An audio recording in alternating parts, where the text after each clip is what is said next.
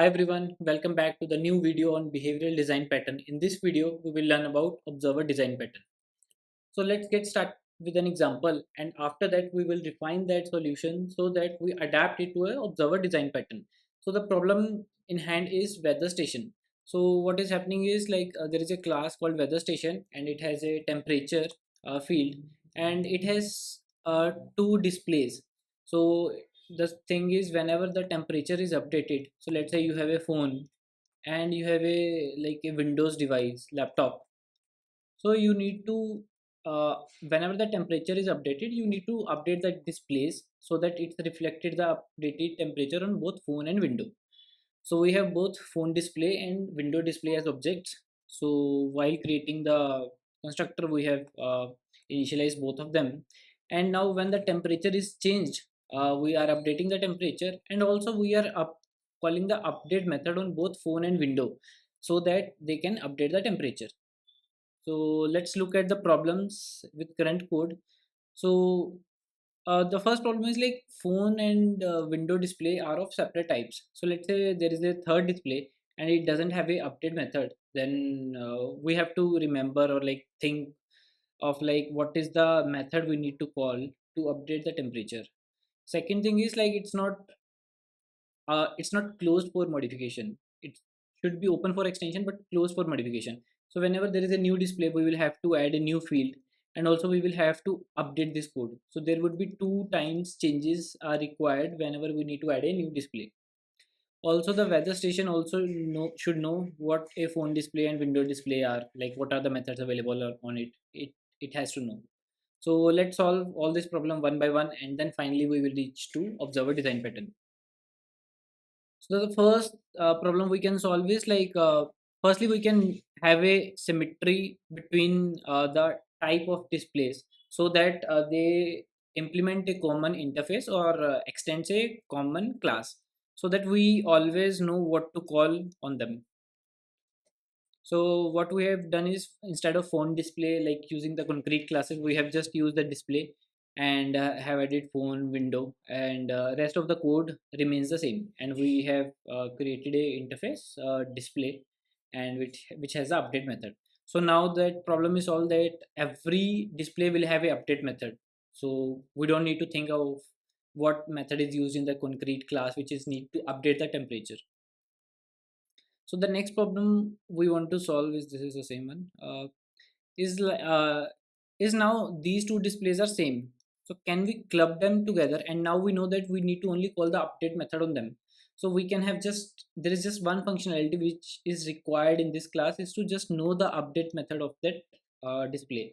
So we can club them together as well. So instead of having a separate data types, we can have just a list of displays, and uh, this we have updated to add it in that list instead of initializing it separately, and similarly we have initialized window display here.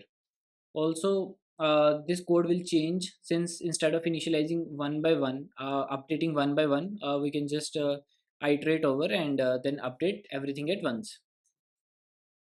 So now again, what optimization we can have is, right now in the constructor we are initializing the displays.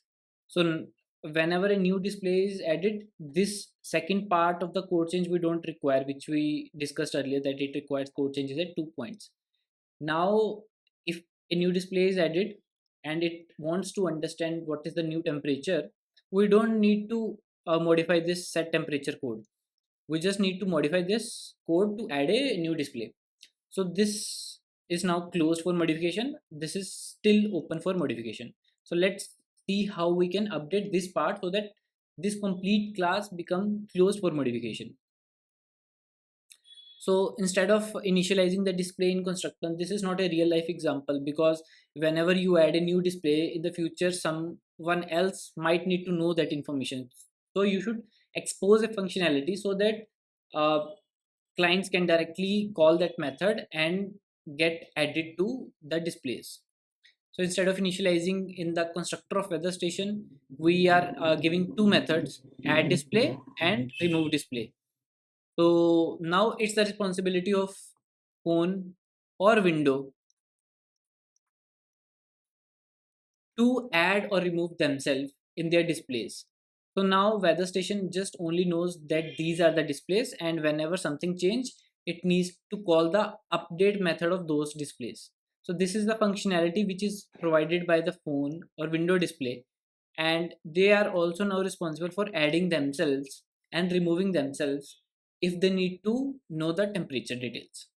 So this is, we have extracted the display. So now whenever there is a new display we need to add, we don't need to update this code, we don't need to update the set temperature code from that client side, from the phone or window display. We need to call first like phone dot add display, sorry, weather station dot add display, and here we can pass phone display.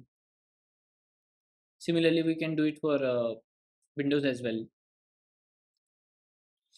So now look at the phone and window display and its UML diagram.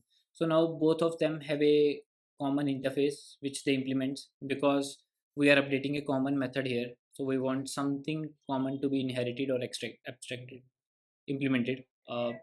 It has a update method, and similarly phone display and window display implements them. And this is the logic. Every phone display or window display will have a different implementation. So now we have looked at a very specific example using a phone display or window display and updating the temperature. Now let's generalize this code. And but before that, we can just see an example. So like this is a publisher. We call a publisher which has the information which is required by other things. So it publisher has a this information. Let's say event and publisher. And now let's say this is a phone display. So this is a part of publisher. So whenever the event is present, it has a update method. This event is, this event call, this publisher calls this update method with this object.